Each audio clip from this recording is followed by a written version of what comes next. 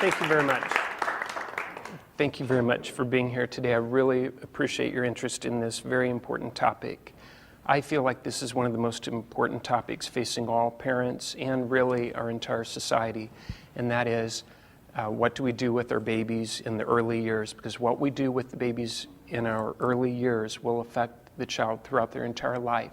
Our society could be a completely different place if we would put more time and energy into our babies. Many infants and toddlers get very little stimulation, and then we end up spending billions of dollars trying to fix all of the problems that are created by not putting energy in the early years of life. So thank you again for being here. What I want to do is actually give you a lot of practical advice that you can use at home with your babies and toddlers so that you can make a difference in your own child's life. First of all, I would like to give you a little bit about my background. I got my master's degree from Penn State University. I've been a teacher or professor for more than 15 years. I've always been interested in how people learn. And while I was at Penn State University, my wife got pregnant, and I became very fascinated with how babies learn. So I switched my emphasis from adult learning to infant learning. And at Indiana University, I worked in different infant development laboratories, and I applied what I learned to how babies learn about language. Just by chance, I made a video for her to watch while she was a baby because I felt very guilty dropping her off at the babysitter's house. I wanted to stimulate her while the babysitter was busy, while the babysitter was on the phone, or while I would be on the phone, or while I would be reading the paper. I didn't want her just sitting there doing nothing. I also didn't want her watching any regular TV shows or baby videos because most of them are mindless stimulation with objects floating around and listening to music that's not related, and I did not want her doing that. So anyway, what I did was I made a video. On the video, I applied what I knew about how babies learn about objects to language. So I put on the video words that the baby could see, hear, touch, and interact with. So I made a multi-sensory interactive video. I also didn't want her just sitting there watching the TV. I wanted her clapping, waving, doing physical actions along with the video. So I feel very fortunate that I just happened to do this out of parental guilt. And this has completely changed my daughter's life. You'll get to meet her later. She's now 16 years old, and she's already graduated from high school. She's doing extremely well. And she reads at such a high level that she has read so many classics, far more than what I could ever read myself or will ever read for the rest of my life. Even if I started today and read continuously for 40 years, I don't think I could ever read the same way that both of my children read. And so what I would like is, those of you who have babies and toddlers and even 3- and 4-year-olds, I would like for you to have this same kind of experience, because the difference you can make in your own child's life is so great early in life. And the reason it's so great is because about 75% of the mass of your child's brain is formed by age 2. So what you do in those first 2 years has a very long-lasting impact on how your child's brain develops. I have seen this so many thousands of times. I'm going to be showing you babies reading later, and everyone's always surprised, and they always think, oh, these are the genius babies, it's only these babies, but I believe virtually any baby could learn to read, just like all of the babies that I'm going to show you here. So what I want to do today is, first of all, talk just a little bit about brain development, and then I'll talk about how babies learn about language in general. I'll talk about receptive language, which is understanding the spoken language, and then I'll talk about expressive language, which is saying or signing the words. Then I'll talk about learning the written form of language, and then I'll talk about how your baby can learn second languages. As far as brain development goes, there's a period of time where the brain is developing extremely rapidly, and then it starts to slow down rather quickly. About 90% of a child's brain is formed by age 5. So those first 5 years of life, before the child even goes to school, are critically important for the child's brain development. If the parents are not active as their child's first teachers, then there will be an opportunity that is missed out. And if you think that the school system can do a better job with one teacher and 25 or 30 children than what you could do, then you have really not allowed your child to learn nearly as much as your child can learn if you're interacting with your child. So I think a statistic that always stands out in my mind is that the baby has tens of thousands of new synapses forming every single second. Even at age 2.5, the child has tens of thousands of new brain connections forming every second, and then it begins to slow down after that. So what you do with your child actually impacts the physical structure of the child's brain. How the brain is formed, how those connections are formed, changes based on what you are doing with your baby. This is a change that will last forever. It's not a short-term effect. It actually changes how the brain develops. So please spend as much time as you can interacting with your baby, and all of the time and energy that you put in early on will come back to you many thousands of times over your lifetime and your child's lifetime. I know parents are busy. I know you're tired when you get home from work. I know, your husband or spouse or whoever is tired. And I know that it's easier to just sit and do other things. But if you put that extra time and energy in early in life, then when your child is in school, in middle school and so on, you'll have a lot more time because your child will get his or her homework done faster, and you will have more time, family time, more time to do the things you want to do because you won't be helping your child for 2 or 3 hours every night. My children, on the other hand, rarely had homework that took them very long at all to do because they would usually get it done before they got home from school. So it was because of all the time and energy that we put in early in life that affected everything.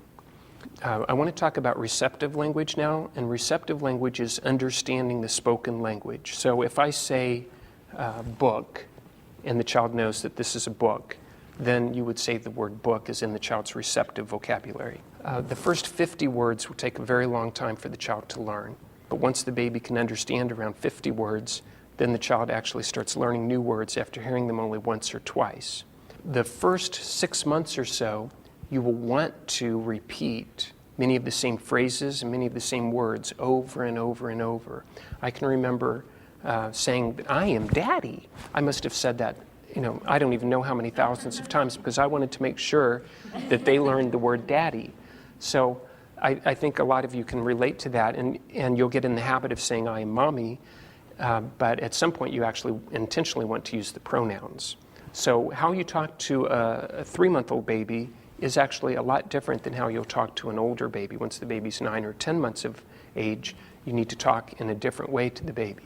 So with the younger babies, before they know 50 words, you need to repeat the same words over and over and over and specifically point out object names. This is a stool. And then you would show how you can sit on the stool and so on. So I would demonstrate, for instance, the word chair. I would show many different kinds of chairs, and I would say, this is a chair, and so on, and sit in each chair, put the baby in the chair, put little stuffed animals in the chairs, and just demonstrate what the word chair means. If you do that with every single word, then your child will learn words very easily. So what I'm asking you to do is talk to your baby as much as you can, whether you're shopping or walking or just in your house, if you're folding laundry or cooking or anything that you're doing. If you're talking to the baby about what the baby is interested in, that is the very best way for the baby to learn language. Usually parents will talk about what the parent is interested in, but you have to look at your baby and talk about what the baby is looking at, listening to, tasting, smelling, touching, or how the baby is moving. So describe all of the baby's senses. I added movement in there because movement is a very important part of the baby's life, and how they learn a lot about objects and about language is through their movement. So while they're moving, you can describe how the child is moving. So talk to the baby as much as you can using simple descriptive language and using the higher pitched voice, like this is a stool, the higher pitched voice. Babies really respond very well to that voice. So please do that. Even the dads out there should be doing that. Once the baby knows around 50 words, then the child goes through something that's often called fast mapping. where they learn new words after hearing them only once or twice. During this time, you want to get out of the habit of repeating the same words over and over because your baby already knows those words. So how you know if your baby knows those words or not is actually by asking your baby questions. There are studies showing that parents don't generally ask their baby questions until around 12 months of age. Around 12 months of age, that's when the child usually starts to walk and say his or her first words. So that's when parents actually look at the baby differently and they start to ask the baby questions. But you can actually ask a 5-month-old baby a question and the baby will answer, but not by talking. The baby will answer by looking. So you could, I remember setting up Tweety Bird and some other stuffed animals, and then I would ask, "Where's Tweety Bird?" And then Alika or Keelan would look, and I could tell if they knew the words. So that's how you can ask the child and see if the child knows things, even very young children. And if they know 50 words, then they're probably going to learn new words very, very quickly. Talk as much as you can, and then you want to go into a little bit more detail. So instead of just calling this green, I won't even call it what color of green would you say this is? Olive, okay. Wow, you all agree on that. That's impressive. So I would give more specific words about color names and about objects in general. You want to give them more specific words, not so general, because the baby has this once-in-a-lifetime opportunity of learning words without any effort whatsoever. If you see, no one really taught me olive, to be honest with you, as a baby. So when I have difficulty with colors, as I learned 7 or 8 categories of colors, and that's about it. So I've had to make an effort to learn any other colors. When Alika and Keelan were babies, however, I went and got a lot of different colors from paper stores and so on. I taught them colors like cerulean, which is a blue. They remembered all of the colors. I forgot them shortly after I taught them to them. So you will experience this yourself, so don't not say things to your child because you don't think you can remember it yourself. It doesn't really matter if you remember. You probably won't remember it if it's a new word for you, but your baby will remember it. There are studies showing that babies can learn new words after hearing them once or twice and then remember them for 6 months. So you have to be very careful which words you say in front of your baby. The point that I'm trying to make, again, is to talk to the baby and describe all of the baby's senses. Talk as much as you can wherever you are throughout the day. That's the key point, okay? If a 3-month-old baby makes a new sound, what's probably happening is there's a random firing of neurons in the brain, and then the sound comes out. If the baby says ba and no one notices, there will be a period of time that goes by, and then the baby may say the sound again. But if you say ba, ba, you said ba, and you get all happy and excited, what you've done is you've attached a value to a sound that was randomly made. If you do that, according to the latest theories of brain development, you increase the strength of the synapse simply by attaching a value to the synapse. You're attaching the value because you're getting all happy and excited, so it sort of flags the synapse, which means that it's a little bit more important, so the baby remembers it a little bit better. Also, if you repeat it several times, then the baby gets other chances to hear what the baby just said. So this increases the probability that the baby will say ba again. So I recommend reinforcing language-related sounds, not all the sounds that your baby makes, but just the language-related sounds. Now, we naturally do this with anything that sounds similar to mama or dada. And then you'll hear a lot of babies, even at 12 months of age, who will just say mama, mama, or dad, dad, dad, dad, depending on who was doing more reinforcing. If you do this with all the different sounds, it will be much easier for your baby to make sounds. One reason why there's a delay, there's generally about a 6-month delay from understanding words to saying words. The main reason is the child has a lack of tongue and mouth control. So even though your child may be able to understand hundreds and hundreds of words, your child may only be able to say 2 or 3 words. So you can actually do some fun tongue activities with your baby or toddler and help them get better tongue and mouth control. The First one I would do is I would get a mirror and put it somewhere in your house where you're with the baby a lot. If you have a playroom or the child's room, put a mirror in there where it's very convenient for you. If it's not convenient, you're probably not going to do this very much, but if it's very convenient, you'll probably do it very frequently. Have a mirror where the baby can look into the mirror, and you look into the mirror, and you stick your tongue in and out. And I found if you just do it by the mirror, generally they just do this by the mirror and they're not doing it everywhere else. So you stick your tongue in and out. After you get them to do that, then you can actually move your tongue back and forth in circles and other kinds of shapes so they get better tongue control. I'm not going to demonstrate any of these right now, but do this with your baby or toddler, and you'll see that the child will get better tongue and mouth control. Occasionally, you want to throw in what are called functional tongue activities. For instance, put your tongue between your teeth. Go ahead and do that now, and you can make the TH sound. Okay? If you throw in some of those, then that will help the child to make certain sounds. That's a good idea, but a better idea is actually if you're just very carefully watching your child, when you have that mirror set up, you'll notice that your child will come across many different facial expressions. Your child might do something like this, where they put their upper teeth on their lower lip. If they do that, what sound can you make there? So then I would say fish, bone, bun, in words that start with an F sound. That is actually easier. If you're watching very carefully your baby's mouth and your baby just comes across that, it's easier to get your child to make that sound than it is to try to get them to put their upper teeth on their lower lip and then make the sound. So what I'm really asking you to do is pay just a little bit more attention to the sounds that your baby makes and to the facial expressions and tongue configurations that your baby makes. If you do that, then it'll be easier for you to help your child make new sounds.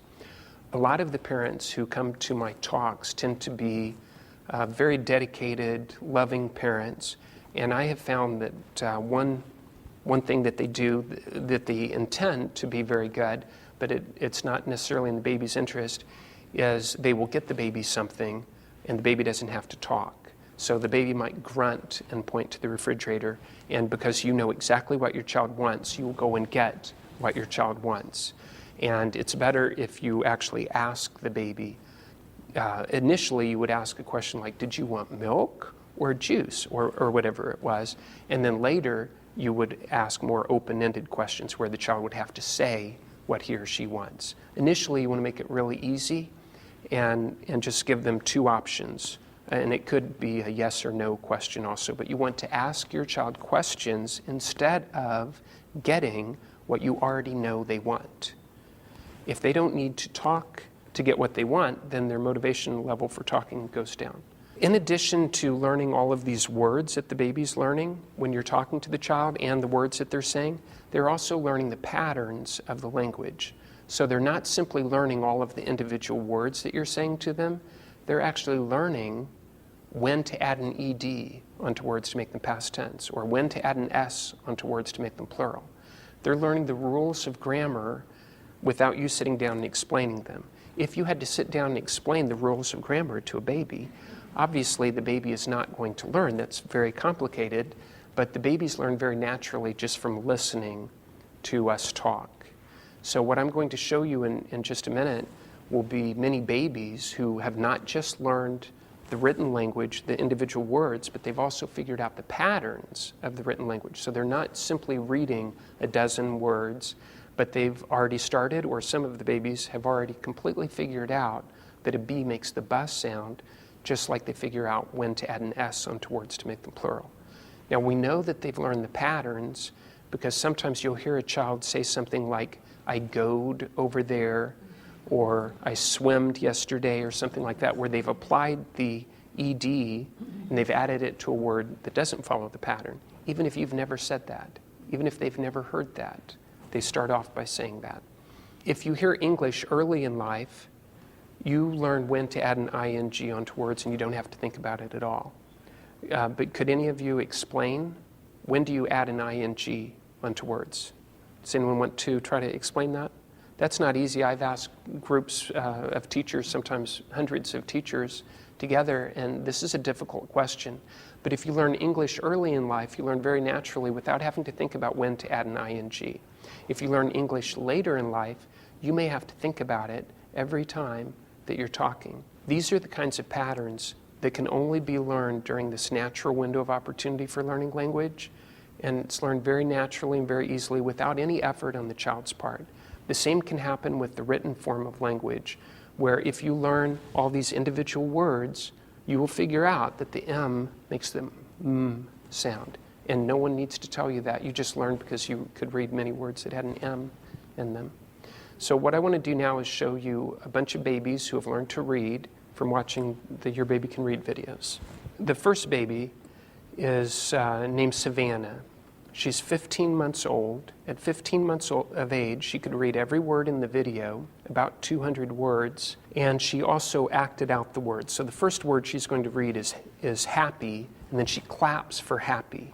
For spider, she's acting out the itsy bitsy spider. So this is showing that she understands the meaning of all the words. Happy.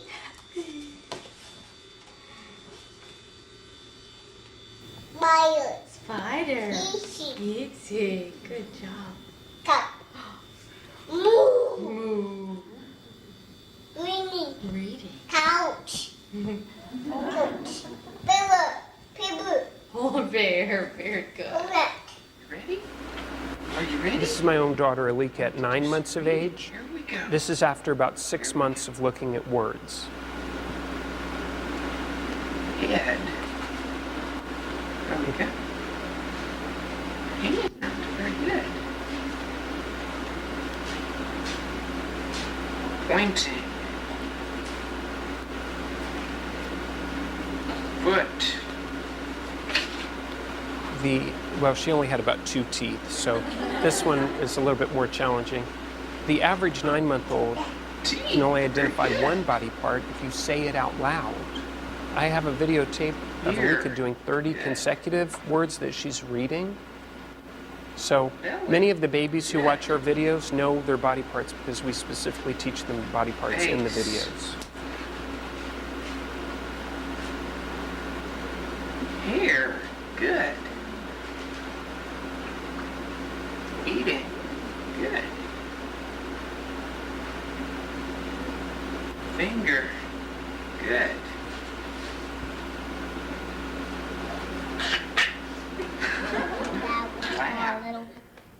Now, notice how she changes her voice from character to character here. It's on the big bad wolf. Pits ran into the house. The wolf knocked on the door. Little kids, let me come in, come in. No, we will not let you come in. Not by the hair of our chinny chin. Chins, cried the pig. What is this? Mom. Mouse. Yeah. Oh, what is this one?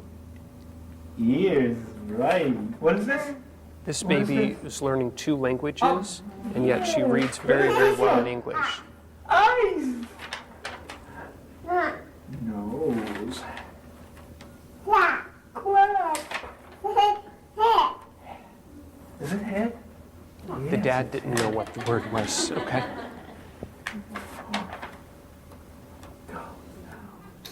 Doc. Jacob, what's this say? Hair. Hair. Jacob, what's this say? Almost. Animals. Good. Put in the pile. Jacob, what's this say? The float in the ocean. Listen to what the dad says in just a few seconds about how well he could read at 18 months. Jacob. Pixar in the sky. Here we go. Our son Jacob started using the Your Baby Can Read series at 6 months old. We followed Dr. Titzer's protocol, and by 12 months he was reading many, many words. At 18 months, his vocabulary just exploded.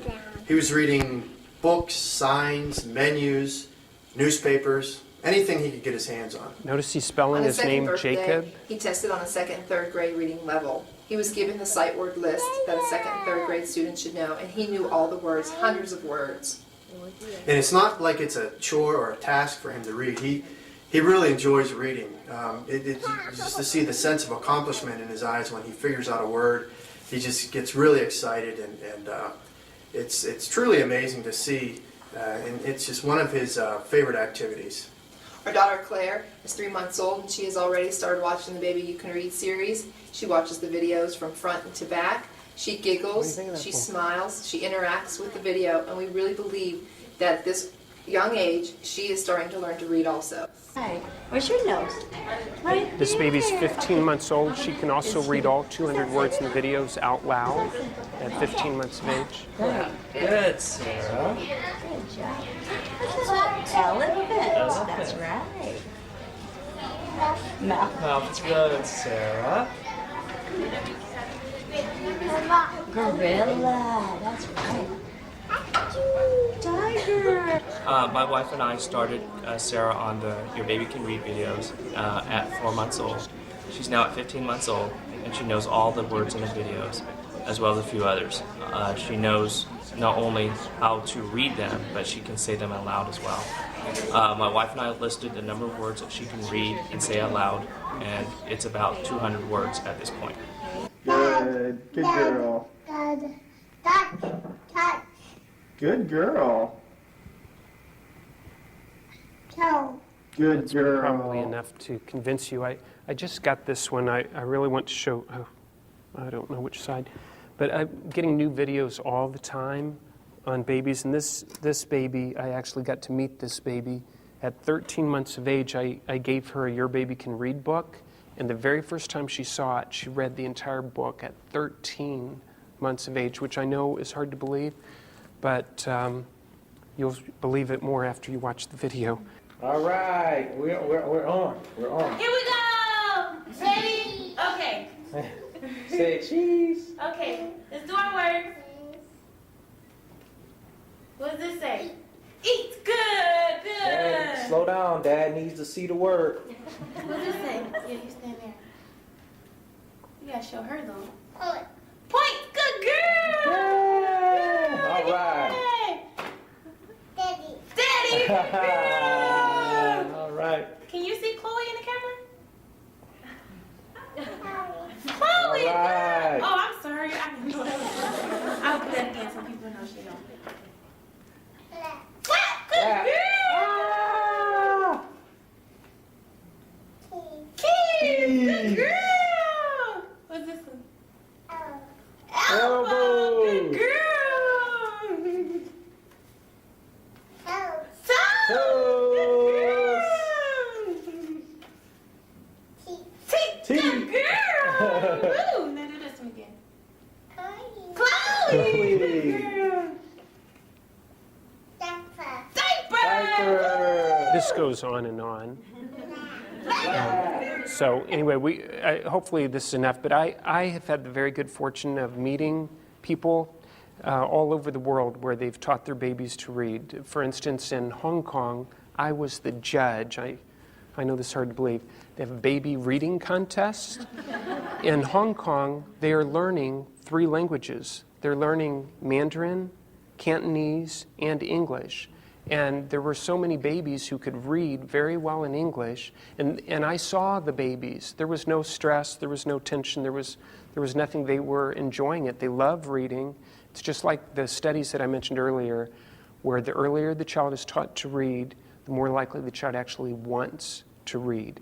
You saw Jacob there and how excited he got every single time he read a word.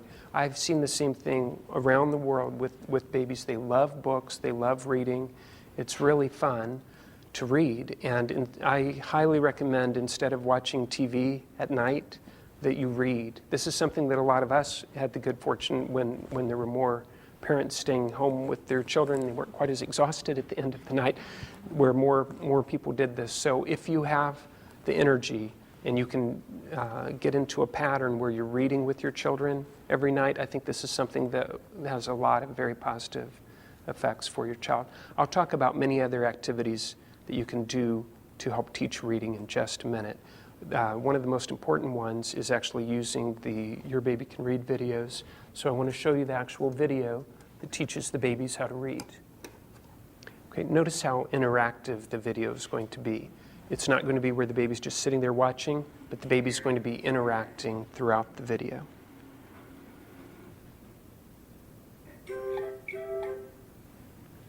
Here's the first word. Hi. Hi, my name is Alika. We're going to read some words. Make sure you look at the words. Can you say Clap. clap? The baby is clapping. Can you clap? Can you say nose? Nose. Delaney is touching her nose. Now you touch your nose. So you see how interactive it is. The child is supposed to say the word. The child sees the word, hears the word, Arrows are pointing to sees the and hears baby's what the arms. word means, and then often there's some physical action to do related to the word, or they have a question related to the word. They're also learning to look at Arms words from up. left to right. This is very Put your important arms because up. children see words, Arms up. but they don't know how to look at the words. Basically, you can use this video like you would other videos where you're busy around the house and you just need a few minutes to do something else, and you can put the video on. Ideally, with the very young babies, you'll do it with the baby, a 3-month-old or 4 or 5-month-old baby. I recommend doing it with the baby about half the time. So when the word nose would come on, you would touch the little baby's nose, you would touch your nose, you would make it as concrete as possible for the baby. You can't do this for a couple of weeks. Well, it didn't work. No one would learn in a couple of weeks. It needs to be just like talking to the baby. You talk to your baby throughout the day over a long period of time, even though for about 5 months you'll see no sign that your baby has learned a single word. But you continue doing it because you know that your baby will eventually learn to understand language. This is exactly the same. I am positive that your baby will learn to read as long as you are consistent. We have children who have had all sorts of learning disabilities who have learned to read from watching these videos. So it's not like it's only these bright babies that are going to learn. Any baby can learn if you are consistent and if you begin early enough. That's very important because the more a person reads, the more you learn and the better you get at reading. So starting early in life will give you many advantages. Okay. In addition to watching the videos, you want to point out words. You can do that with word cards, just by saying the word and pointing from left to right and then acting it out. You want to make it as fun as possible. These are really fun word cards. You point to the word and say nose, and then you pull it and talk about the child's nose. You talk about your nose. You touch the baby's nose. You make it as fun and interactive as possible. And you just make words and learning words a fun playtime activity. So basically the children who are doing this play with words. They love words. They like to, like if you have the word car and they have a little toy car, they like to match the car with the word car. You play fun matching games with words. I recommend going to the library and checking out many books. But there's one thing a lot of parents tell me, well, they read to their children. They read to their children, therefore they don't need to do this because they're already reading to their children. But that is not true. There are studies showing that the average 4 or 5-year-old only focuses on words 5 seconds per book. When a parent is reading to the child, 5 seconds per book, the child is focused on words. What do you think the child is looking at the rest of the time? The pictures. If the child were looking at this, the child would be looking at all these pictures in most cases. However, the babies who watch our videos do develop an interest in words, and they would be more inclined to ask, what does this word say, or what does that word say? Or they might see an exit sign or the name on a store. They'll start to pay more attention to words, and they'll start to learn words that they would not have learned had they not watched the video, because they're actually going to be paying more attention to the words. And they'll know to look at words from left to right, whereas how would a child possibly know that otherwise? Because in some languages you look at words from right to left. Okay, so you want to look at words in books, you want to look at words on word cards, you want to look at words on the TV, and with the blank card here you want to write out any new word that the child is interested in. So if the child is playing with a house, then you would write down the word house, and you would say, this is a house, and then you just let the child see the word at the same time the child hears the word. If you do this on a consistent basis, then your child will learn many, many new words, and then eventually your child will figure out that the B makes the bus sound, just like they figure out all the other patterns in language. In the video, we do have some phonics sections where we're specifically trying to teach the child phonics. For instance, we have the word cat in here, we have hat, we have that, mat, sat, and so on. And just from having the words next to each other in some of the sections, the child will figure out the at family, okay? So your child will learn phonics by doing this. You can do extra phonics. If you have an older child, you will need to do extra phonics activities, but with the babies and toddlers, you don't need to do the extra phonics activities, and the children will figure it out just from the phonics activities we already have in the video. When you go to the library, I actually recommend checking out hundreds of books from the library. If you have a lot of new books around the house, you will find that you are more interested in reading the books because you've already read every single baby book that you have many, many times. And you'll find that your interest goes up, your child's interest will go up. You will find many topics that the child is interested in from doing this. When you're reading to your child, that is not going to teach your child to read. It is not. And most of the books have too many words and they're too small, and most of the books have a picture and then the word, okay? In this book, you'll notice we have a big word, and if you point to this and say nose, this is my nose, then you touch the child's nose and then you lift it up, or if the child's older, then you ask the child to touch his or her nose. Then you can ask the child to touch the baby's nose, and then you can point if the child's not able to, and just talk about the nose, and then you would go back and say nose. This is the word nose. This is my nose. This is, and then say your child's name, that child's nose, and so on. So these kinds of books are hard to find where there are only one word on the page. I think we have the only books that I've ever seen like this where there's a word and then the picture. Most of the other books will have a picture first and then the word. So what happens is the child immediately thinks of what it is because they see the picture, and then they don't have to think about the word. So these books can be used to teach reading. Most books are not used to teach reading. You can find a few books where there are only a few words per page. When you're reading those books with your child, with a young baby, you would point to each word as you say it. With an older child, you would teach the child to point to the words while you are reading to the child. And then eventually, the child will read some of the words. Thank you very much. Thank you.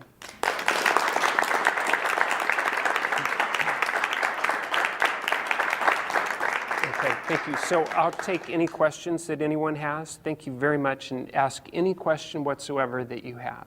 Hi there, my name's Christy. I had Hi. a question for you. Is 5 years too old to start the child on the program? Okay, very good question. 5 is not too old, but 5 is near the end of the window. The window actually begins to close at age 4 for learning language very naturally and very easily. It's still easier at age 5 than it will be at age 6.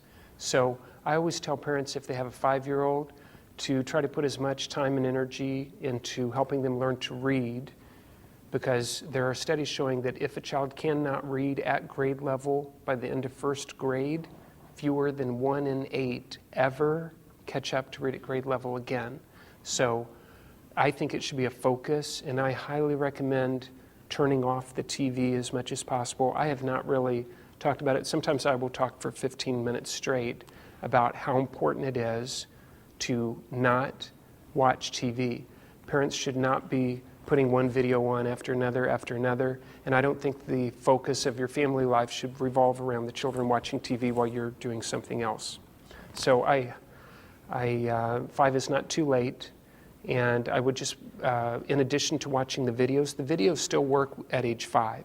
We have had children at age 6 and even 7 and 8 who have used the videos and learned to read, but at age 5 you will have to do a little bit more of a phonics approach, and you will need to do other activities. It's a little bit more work and effort at age 5 than it is at age 2, for instance. So if you do what I said about going to the library, you'll find some of those books will only have a few words per page. Use those books to teach reading. Most of the other books you'll be reading just for the love or the joy of reading, but you will also need to use other methods to teach your 5-year-old to read.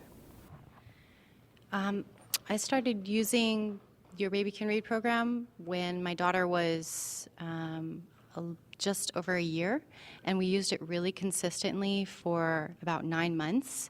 And she wasn't watching any other television, and I really noticed her picking up concepts and Good. being able to point out everything. And then when I started working full-time and she was spending time in other places, she started watching other television shows, Right. and we kind of stopped using it a bit. And now, I'm finding I really want to start encouraging it again. Right. How old is she now? Now she's just over 2. Okay. So 26 months. Okay. And I'm wondering, should I start at the beginning again? Or, Okay. Very good question. If you've used the program, left for a while, and then are coming back, you'll go at a much faster pace the second time around. So instead of watching the starter DVD for a full month, you'll watch for maybe a couple of days, and then move on to the next one, and then review the starter DVD. And for most of the parents, if you go on to the DVD and go on to the parent instructions, there's a schedule there for you to look at. So typically the child would watch the starter DVD for 1 month, then move to volume 1 for 2 months, and while watching volume 1, the child would go back and review the starter DVD. In your case, instead of watching for a month, it will probably be only a few days and then move on, but you have to show all 5 of the DVDs, not just one of them, because the child has already seen them and has probably already learned many of the words. You don't want to show the same one too many times. Probably more important for you would be to go back to how you were forming your television viewing and your family life, which I would say, I don't care how much the child wants to watch certain shows. At age 2, the child doesn't know that watching one mindless program after another is going to have negative consequences on the child. You do know it, but your child doesn't know it. So if you don't take control over your TV at age 2, it's so much more difficult to wait until they're 3 or 4 or 5. I highly recommend that you decide what your child is going to watch, and you don't do it because you're busy and you know the child will watch this program, so you'll put that one on because you're busy. That's not how you decide what is in your child's best interest. You decide, is the program educational? Is it interactive? Is there some benefit to the child by watching the program? And if you go back to that, then everything will work much, much, much better than if the child is watching too many TV shows. Okay.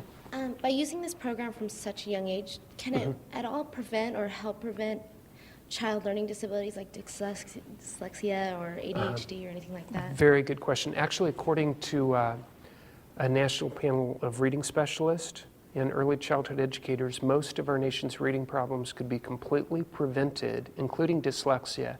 Dyslexia is the most common learning disability that we have in the United States.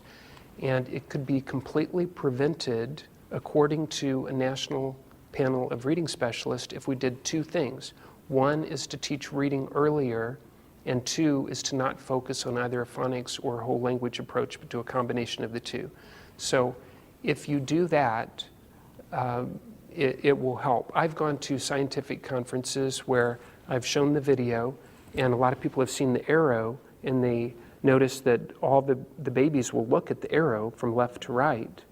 The reason babies look at the arrow is because infants' vision is attracted to motion. That's why I put it in there to begin with, so that they would learn to look at words from left to right. But the people who study dyslexia have told me that they come up with all these sophisticated, fancy programs, vision programs, where they're moving objects all around to try to teach them to look at words from left to right. And when they see this, they think, oh, that's a good idea. Because you don't need to look from left to right all the time. You just need to look when you're reading or when you're crossing the road in certain places and so on. You need to look from left to right sometimes and right to left other times. Okay? My son started it too. Okay. And he would just sit and watch the video. My daughter at 2 runs around and looks at the video when it's the music or hands up or but usually she's just running around, and every once in a while focuses on the video. Is she getting the same thing out of it as he did? That's a very good question. Now, your son is how old now? 5. He's 5, and he started at age 2. 2, and when did he start reading? 6 weeks later. 6 weeks later. Okay, that is really fast. Usually, instead of learning to read in 6 weeks, it usually takes about 6 months. Your daughter is 2? Yep, she just turned Okay. 2. There are many children, I call them active children, and if you have an active child who just doesn't stay seated very much, then there are many different strategies you can use to help the child focus longer, because the child at age 2 who is running around is not getting the same out of it as someone who's sitting there and really focused. So you want the child to focus more. One thing you can do is dim the lights. If you dim the lights, then the TV will be brighter. It's just like if we go to the theater and all the lights are out, it's easy to just focus on what's happening right in front of us. So I think that really works very well. Also, remove all the distractions from the environment before you begin.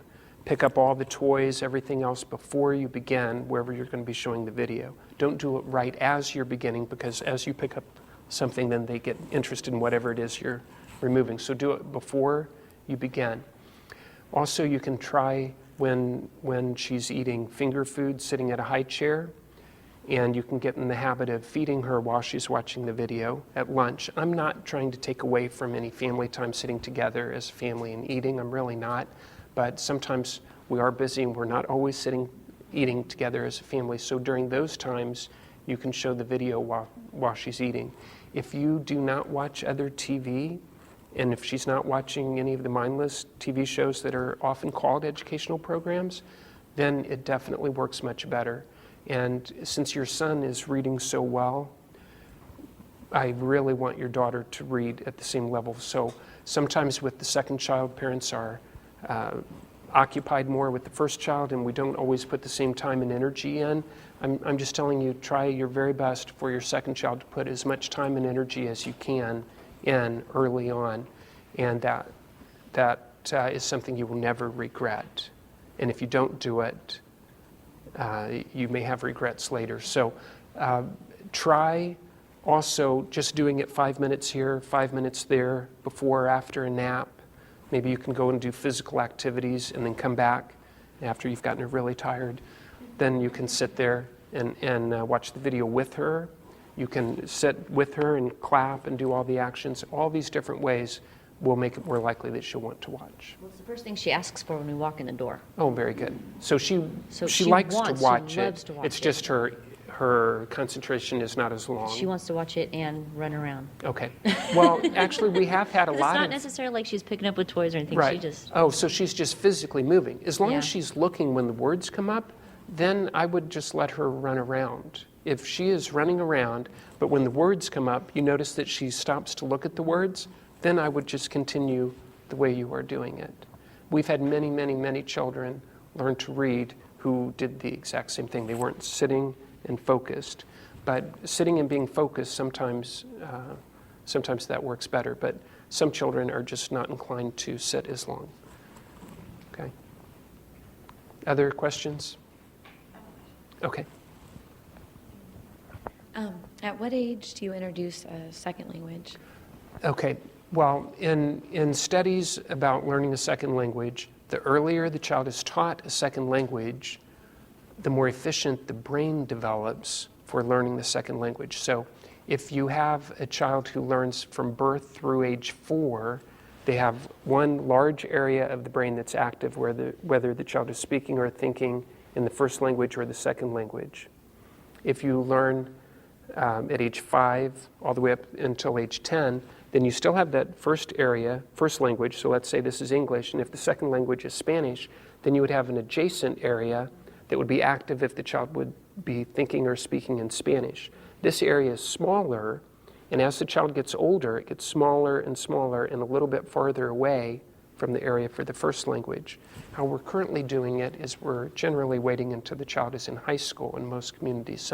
In some areas it's middle school. Sometimes they say they have second language programs in elementary school, but often they're just counting or just doing very basic things. So the earlier you do it, the better. and the easier it will be for your child to learn the language.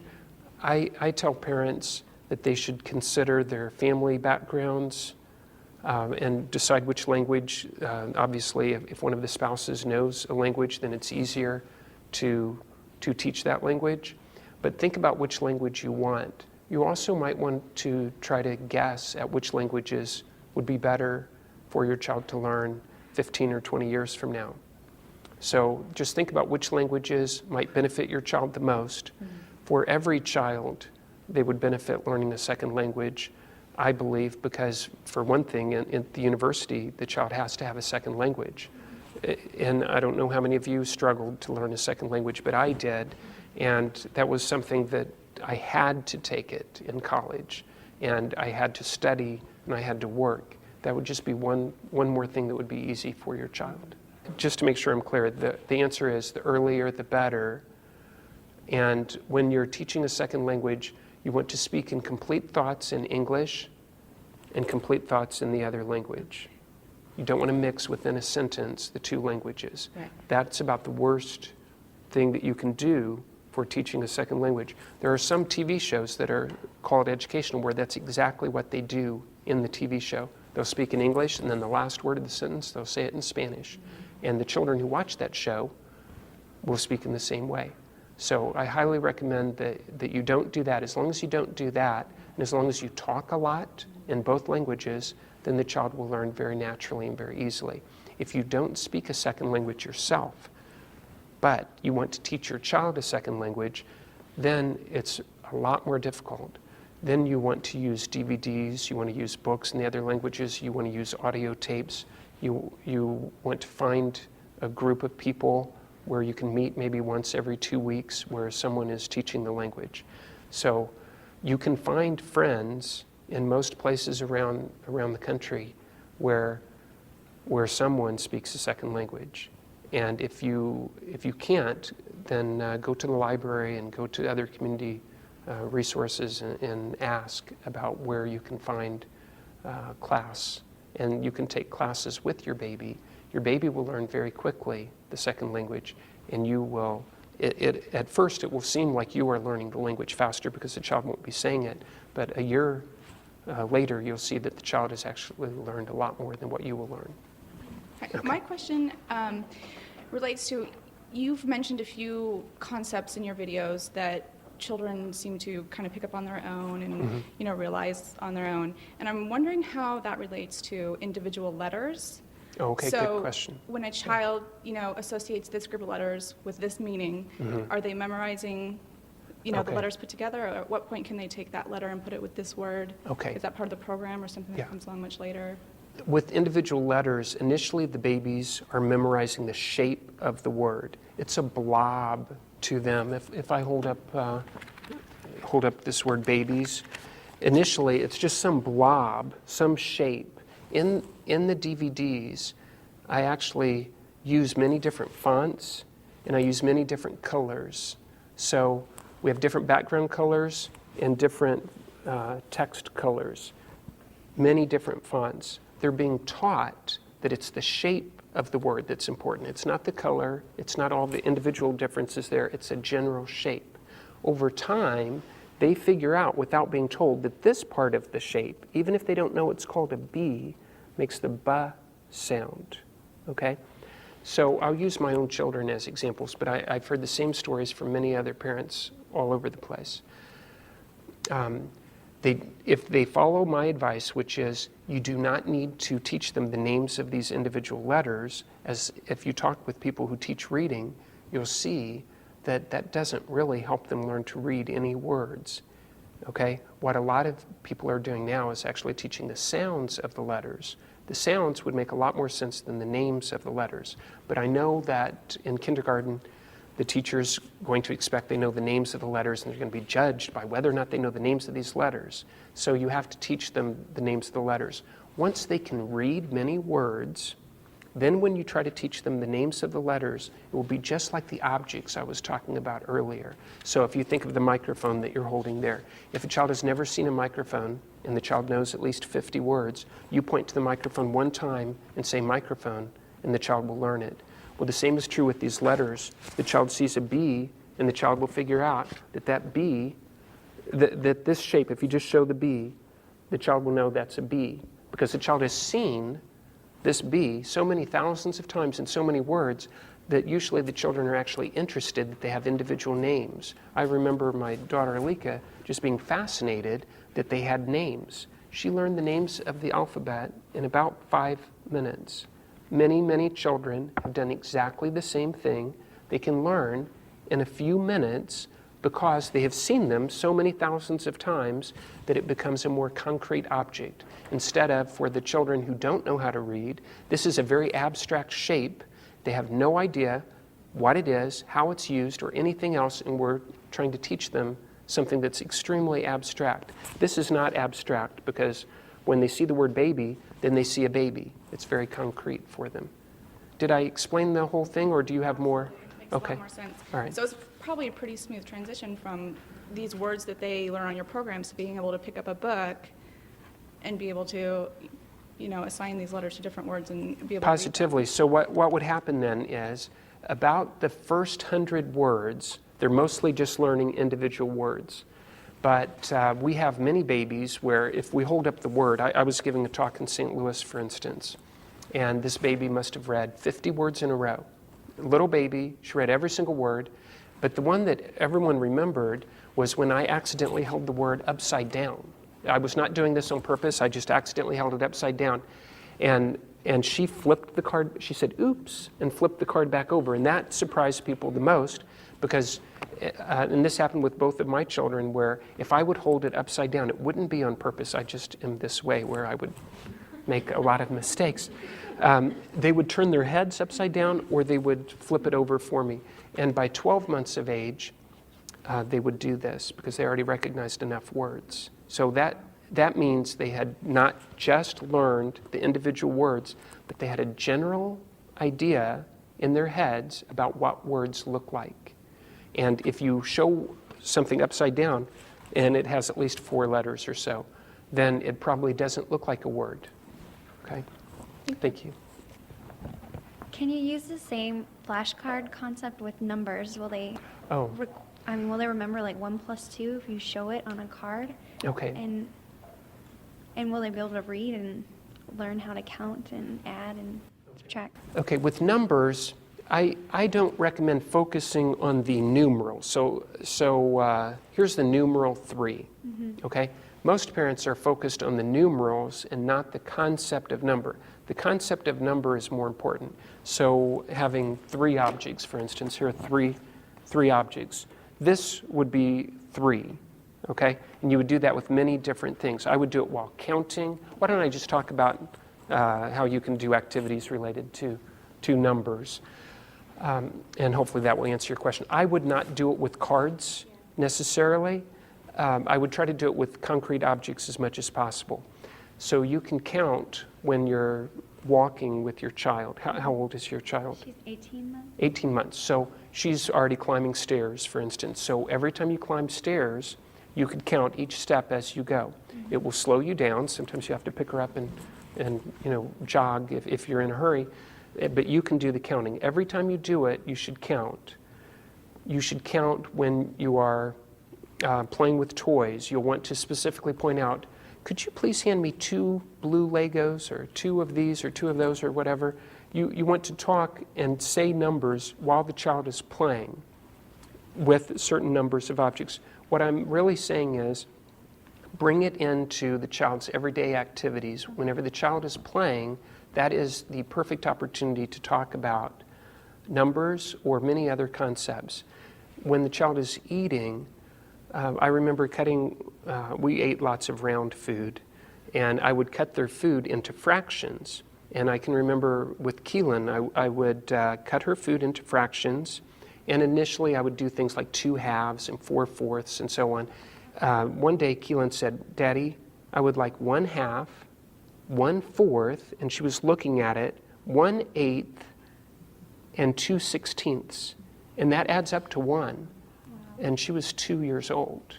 And because she had been doing this for a long time, she's very good with fractions now. She's 13.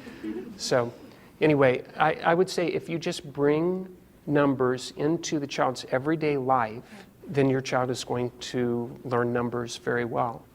All right. I have another question. Okay. Yes. It has to do with when do you introduce writing, actual writing? Oh, okay, good. Very good question. You saw Jacob. In a way, he was writing. He was printing his name or spelling his name. I would introduce writing with letters like that for babies who learn to read because they don't have the physical skill to actually print the letters. So you want to have many letters around the house where they can form the words on their own once they know how to read. Okay? So then you want to find larger writing utensils and teach them how to hold them correctly, which is not that easy to do because they can get into very bad habits. So I wouldn't introduce it too early where they actually physically cannot do it. They can color, they can do all sorts of things, but I wouldn't focus too much on the writing. I would focus more on coloring, making symbols. I wouldn't try to teach that early on where they might get into bad habits of how to hold the writing utensil and also not form the letters correctly and then have to relearn it all later. But to answer the age part, which I did not do, that would vary with every single child based on their physical skills. But we have many children at age 4 who can print very neatly and write long stories.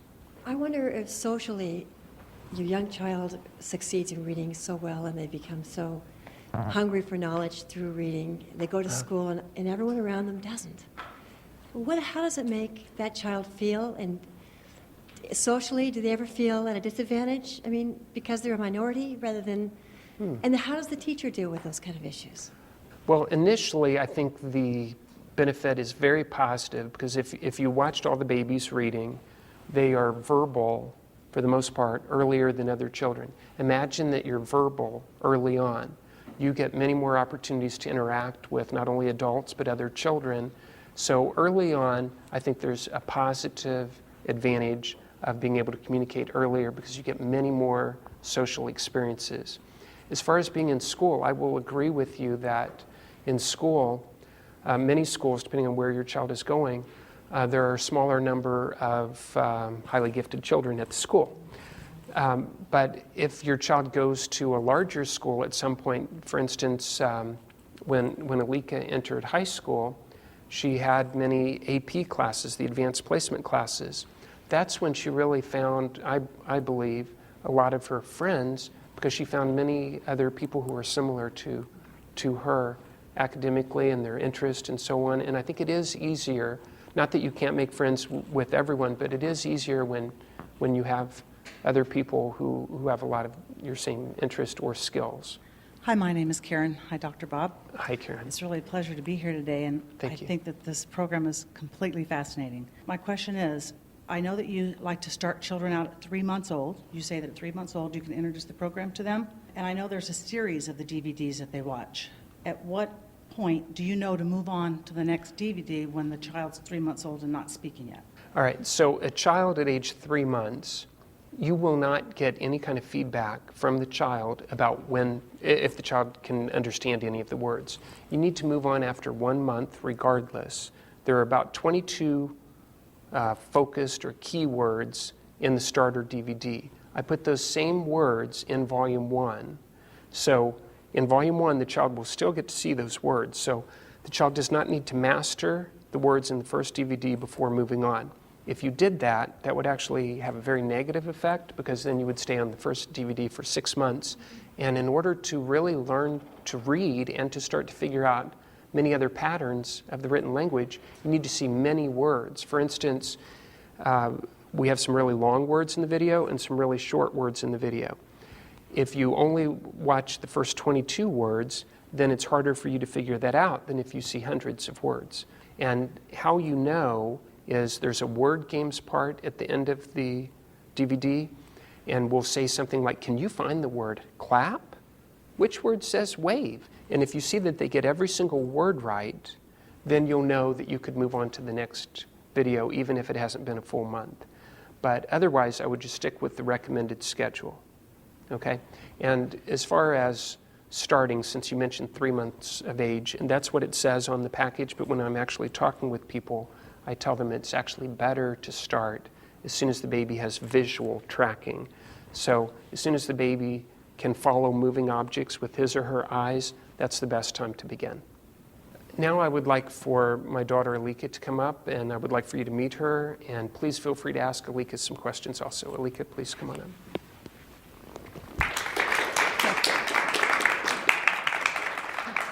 Does anyone have a question for Alika? Hi there. I'd like to ask you, do you remember learning to read? When you look at those videos, do you remember?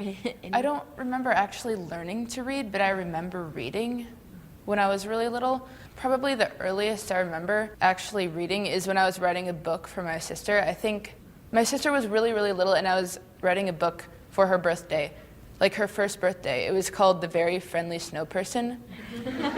And then I just remember writing the story for her and then reading it to her out loud. I must have been like a couple almost, years old.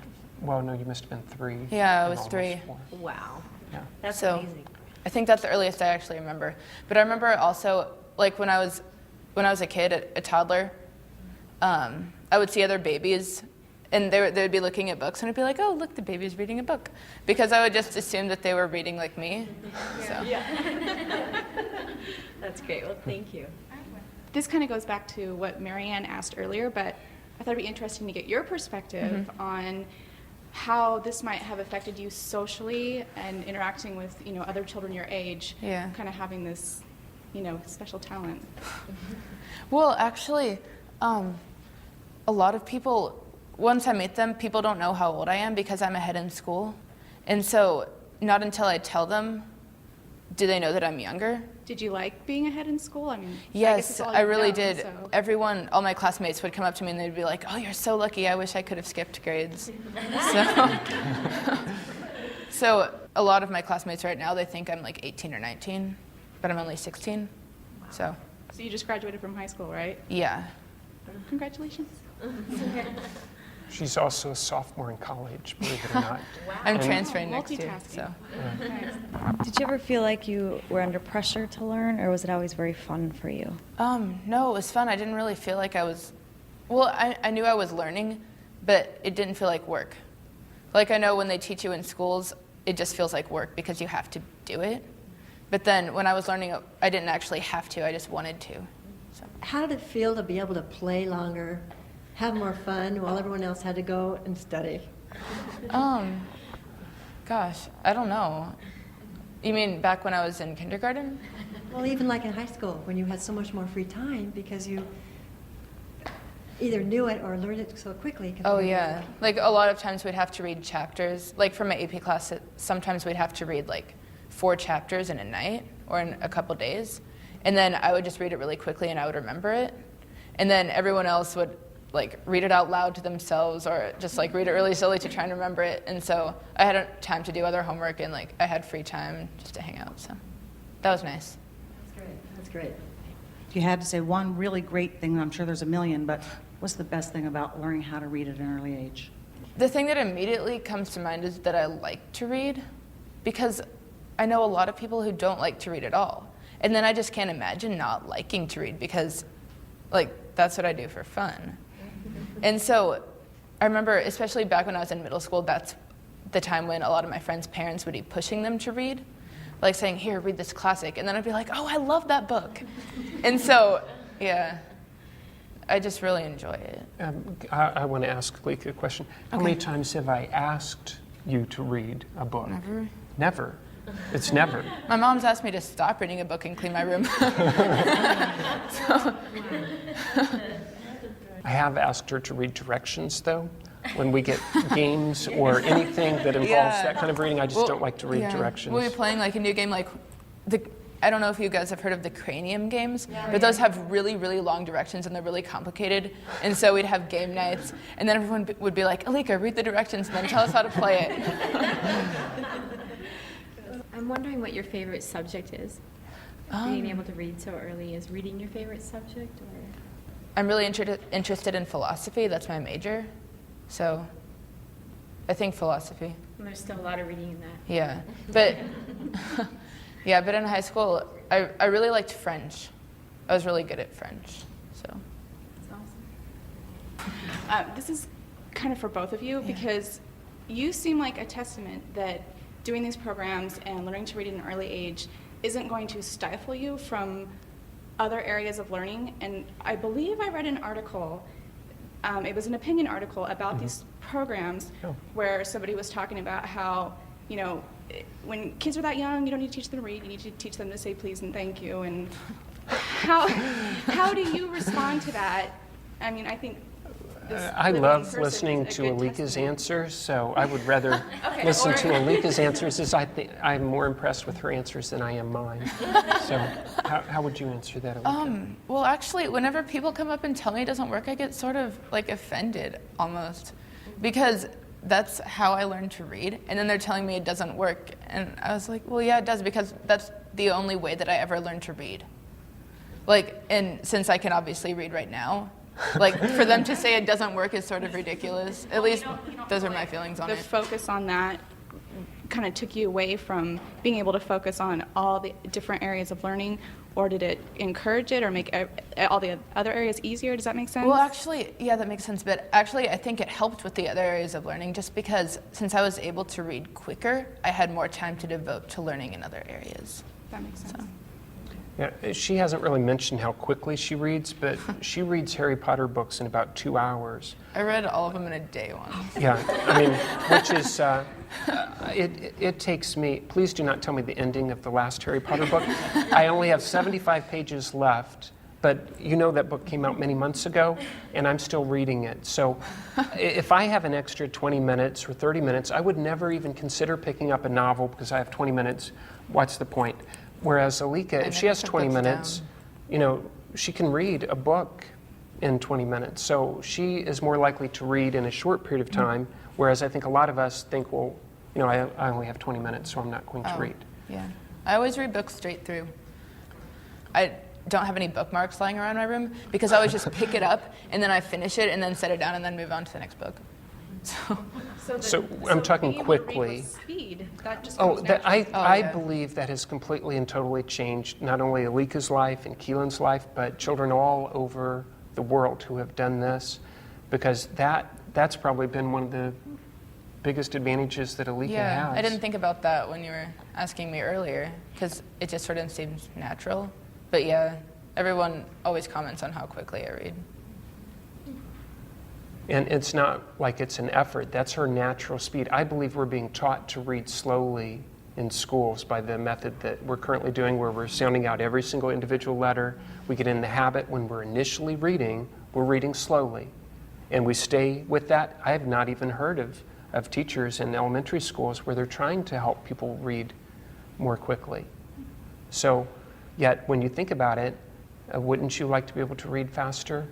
I know I would, because I have so much to read that I spend many extra hours compared to what Keelan would do, for instance. And my last question, sorry. Yeah. What do you see as a career path for yourself? I don't know. Like, at 16, it's really hard to decide, considering, like, it took me forever to decide on a major. I just picked something that I liked. And then philosophy as a major, that's not really career-oriented. But, I don't know. I suppose I'll have to pick something when I go to graduate school. And I'm just counting on, when I take other classes in college, I think I'll know more of what I want to do, because then I'll see all the fields more and like what the careers would actually be in them. So. And I just want to mention on her last answer, that's the first time I've even heard her say this, so I'm really enjoying this. And especially how when she goes to graduate school, it's not if she goes to graduate school, it's when she goes to graduate school, and I really like that a lot. So. Yeah. Well, because even though like philosophy is not career-oriented, it's a really good major for getting into grad school because you can apply it to a lot of other fields. So. Thank you very much. We really appreciate it. Thank you. Yeah.